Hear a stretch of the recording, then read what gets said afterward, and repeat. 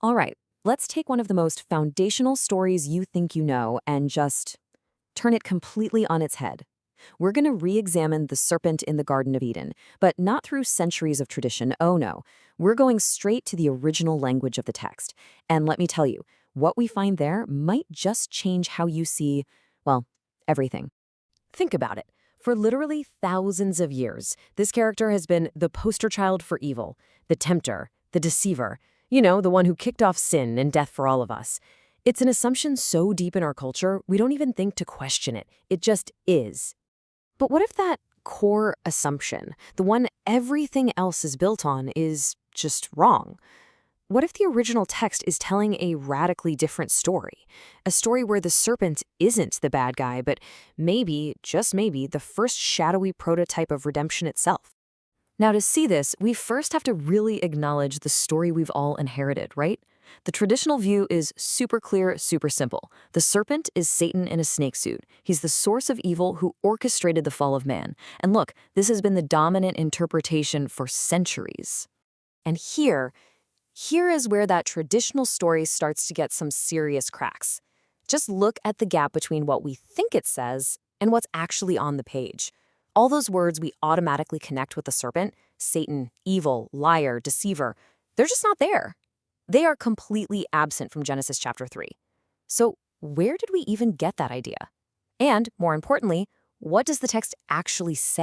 Well, the answers are buried in the original Hebrew. And when we brush off the dust of our translations and our inherited ideas, we start to find these incredible clues. Clues that are embedded in the very fabric of the language that challenge everything we thought we knew. And the first major clue, the first domino to fall, is right there in the serpent's introduction. The text doesn't call it evil or wicked or malicious. Nope. It uses a very specific and frankly a very different Hebrew word, arum. So what does arum mean? Well, it definitely doesn't mean evil. It means wise, shrewd, perceptive.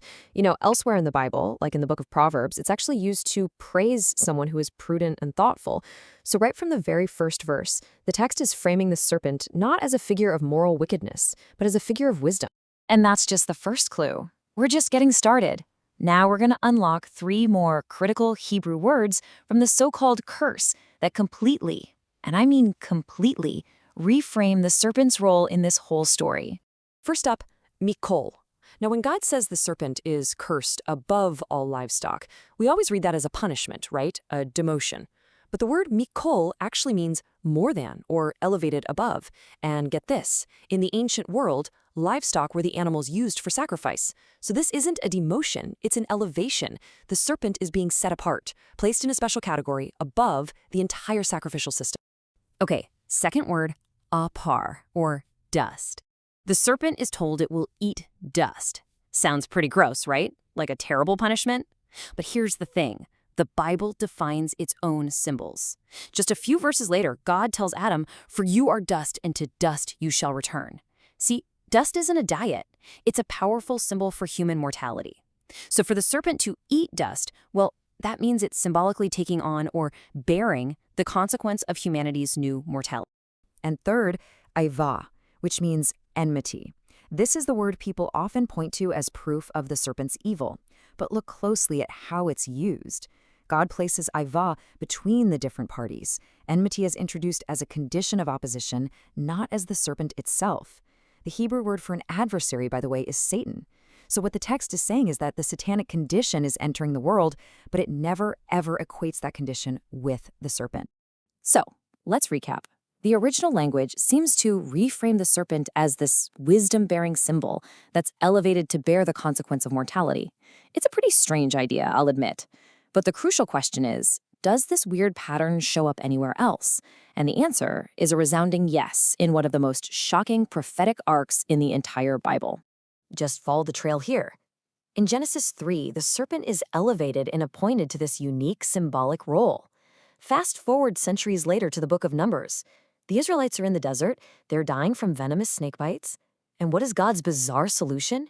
He tells Moses to make a bronze serpent and lift it up on a pole so that anyone who looks at it will live. Whoa. The very symbol from the garden now becomes the divine instrument of healing. And this brings us to the final, absolutely stunning step.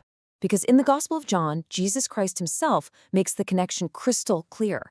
He directly compares his own crucifixion, the ultimate act of salvation, to Moses lifting up that serpent in the wilderness. So this forces us to ask a huge, unavoidable question.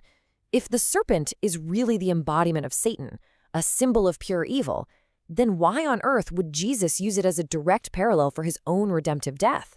I mean, think about it. The traditional interpretation just can't answer that. It creates this massive, glaring contradiction right at the heart of the entire story. But if we just follow the textual evidence that we've been uncovering, that contradiction completely vanishes, and a new, perfectly consistent framework emerges. One that positions the serpent not as the villain, but as the very first shadow of Christ. So let's just lay out this new picture. The serpent isn't Satan. It's a symbol of wisdom. It isn't demoted. It's elevated into a special, almost sacrificial role. It bears the consequence of our mortality, becomes the very sign of healing when it's lifted up, and finds its ultimate fulfillment in the crucifixion of Christ. And if all of that wasn't already stunning enough, the ancient Hebrew text has one last mind-blowing secret encoded within it. It's a literary device called gematria, where letters also have numerical values.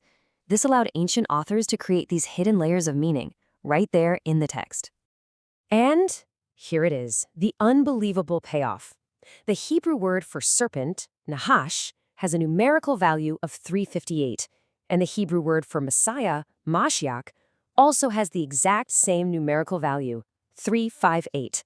That is not a coincidence, folks. That is a deliberate theological link, a numerical signature hidden in the text itself, connecting these two figures across the ages.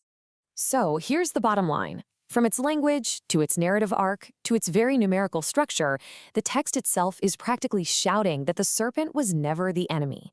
It was the first sign of redemption, the first shadow of the one who would be lifted up to bring life to the world. Which, of course, leaves us with one last provocative thought to chew on.